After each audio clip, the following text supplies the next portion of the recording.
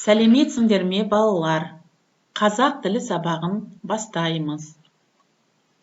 Сабақтың тақырыбы үй жануарлары, жанды табиғат, домашние животные, живая природа. Сабақтың мақсаты жиі қолданылатын сөздер мен фразалардан құрастырылған шағын мәтіндегі негізгі ойды түсіну. Жаңа сөздерді орфографиялық сөздіктерге сүйеніп дұрыс жазу. Цели урока – научиться понимать главное значение небольшого текста, составленные часто используемыми словами и фразами. Написать новые слова соответственно по орфографическому словарю. Жаңа сөздер, новые слова. Қой, қой, овца. Жылқы, жылқы, лошадь. Қора, қора. Загон, крытое помещение для скота. Сиыр, сиыр, корова. Түйе, түйе, верблюд. Ешкі, ешкі, коза. Мал, мал, скот. Тыңдалым, слушание. Менің атам бар. Ол ауылда тұрады. Атамның малы бар.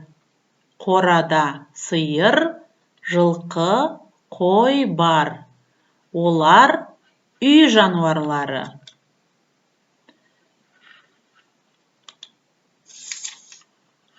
Вот, ребята, по картинке тоже можно говорить по нашей теме. Так, бірінші тапсырмада, балалар, вот вы слушали, первым тапсырма текст слушали. Потом, сейчас вы можете самостоятельно, что делать? Читать текст и говорить свое мнение, как вы поняли содержание текста. Жазылым, письменное задание. Көп нүктенің орнына тиісті сөзді қойып жаз. Үлгі, образец. Менің атам тұрады. Моя дедушка живет. Где? Нужно ставить сюда нужное слово. Берілген суретті сөзге айналдырып оқиды. Әлібектің атасы тұрады. Әлібектің атасы қайда тұрады? Әлібектің атасы ауылда тұрады. Атасының бар. Что есть у дедушки? Атасының қорасы бар. Қорада бар. Қорада нелер бар? Қорада малдар бар. Келесі тапсырма. Мәтін мазмұны бойынша түсінгеніңді тексер. Берілген сөйлемдердің қайсысы дұрыс, бұрыстығын немесе мүлдем мәтінде кездеспейтіндігін анықта.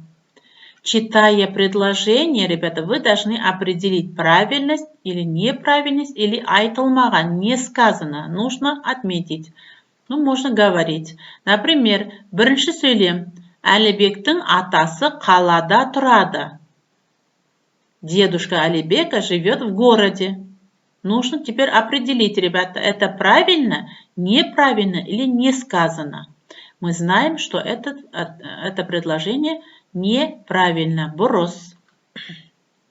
И дальше будете определить правильность этих предложений. Рефлексия. Бағдаршам әдісі бойынша рефлексия жасайсыңдар. Қызыл түс болса, сұрақтарым көп. Белсенді бола алмадым. Екінші түсім сары түс, сұрақтарым жоқ, белсенді болдым. Үшінші түс жасыл түс, маған бәрі түсінікті болды. Өте белсенді болдым. Даете рефлексию по светофору. Так, балалар, осымен сабағымыз аяқталды. Сау болыңдар.